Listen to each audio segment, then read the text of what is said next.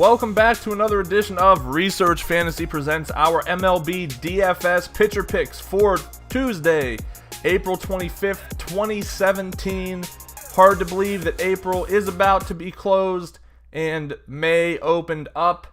And pretty soon it's just going to be a steady diet of baseball until we hit some of the summer sports, I guess, which is just the CFL for us. I guess we have NASCAR, and we'll be offering a very affordable premium service for that coming up. If not this week, next week, I'm putting the final touches on exactly what I want to include in that.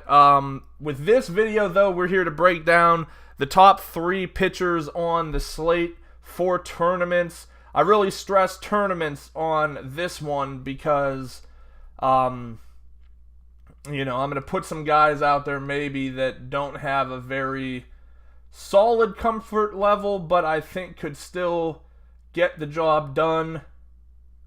And let's start things off today with Vincent Velasquez, 7,500 on FanDuel. I use FanDuel as my base pricing for now. Maybe I'll switch it up. Sometimes I have both in front of me. It just depends what my morning ends up looking like. This morning ended up looking like running around like a chicken with my head cut off. That being said, Vince Velasquez taking on a Marlins team that is a good hitting team, but will show signs of struggle throughout this year. One thing that they'll struggle with is strikeouts. They've got some guys on this team who could definitely fan at a pretty good rate.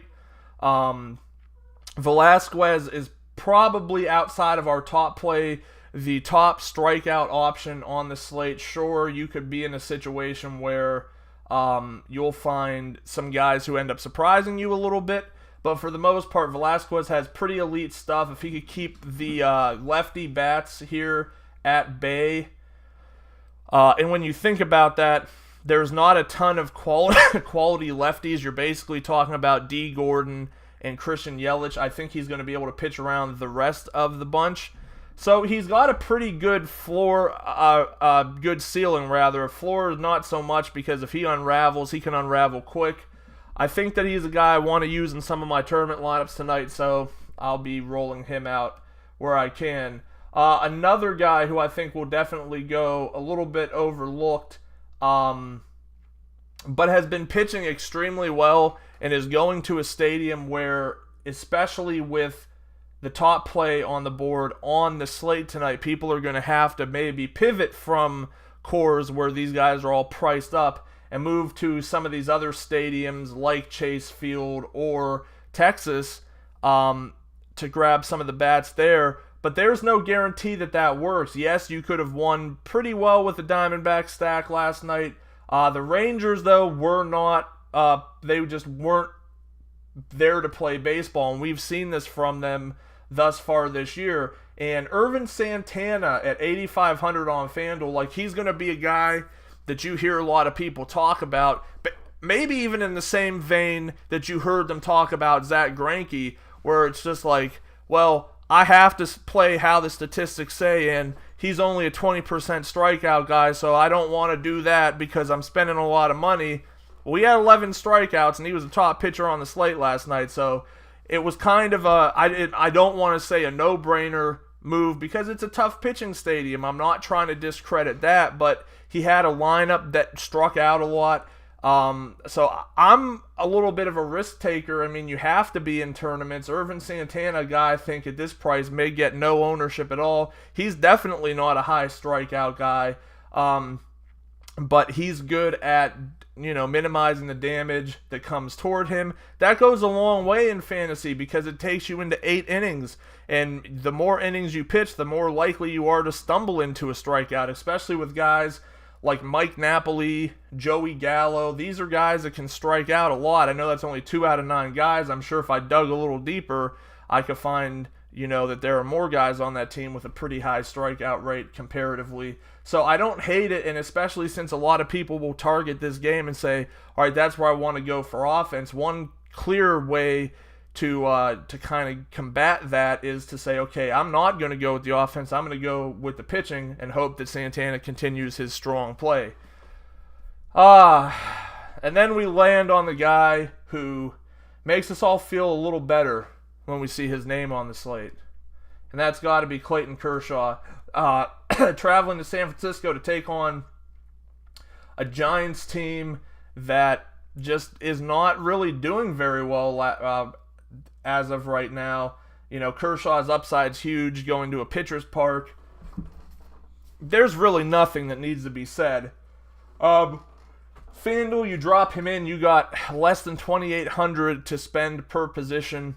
I think immediately that's going to be a turnoff to some people tonight because there were, I think, 12 runs scored in Coors last night, which was the total. It might have been 11.5 at some point. It changes sometimes throughout the day, but people might want to fit those Coors bats in. There's a legitimate possibility, especially on a site like FanDuel, where you could end up with a guy like Kershaw at lower ownership than normal because people are all thinking, hey, let's go for the bats. And 50 or 60 fantasy points, we haven't seen a huge, that was a cat. We haven't seen a huge outing out of Kershaw yet this year, but if Kershaw somehow goes for like 65 or 70 fantasy points, and the next best guy goes for 40, I mean, you're going to need your bats to make up a ton of opportunity. And admittedly, like one guy that I had in my lineup until the last minute last night in my cash game lineup was Matt Davidson from the White Sox, and this dude was dirt cheap. And he's just like that perfect example that, okay, yeah, you want to get these Coors bats in, but you can one-off in a good position, and this dude had been hitting lefties really, really, really well. He had a home run, he had a double. I don't know what his fantasy points were because I only played one lineup. I'm really busy on FanDuel, I only played one lineup. I was just really busy in terms of trying to figure out some development issues for the site, but you know, that's like the perfect thing you try to look for here when Kershaw's on the mound, and I think you can find it. Can you still get a Coors bat or two in? I mean, there's 14 games on the slate. Like, you don't have to necessarily think that Coors is the only spot for offense. You could scroll down. We've got, you know, Ty Blotch, J.C. Ramirez, Dylan Covey, Andrew Kashner, Erasmo Ramirez, Scott Feldman, Zach Davies, potentially Vince Velasquez, even though I just mentioned him. Like, all these guys could get lit up, and they're not all priced out. The hitters on the team aren't priced out so that you can't fit them in your lineup. So Kershaw is the way to go tonight. Once again, top 3 tournament pitchers: Vincent Velasquez, Ervin, Santana, Clayton Kershaw. Thanks for watching. Make sure to subscribe to our YouTube channel below. Head over to researchfantasy.com, sign up for our MLB mailing list. Like us on Facebook, follow us on Twitter at Research and Win, and join us again tomorrow.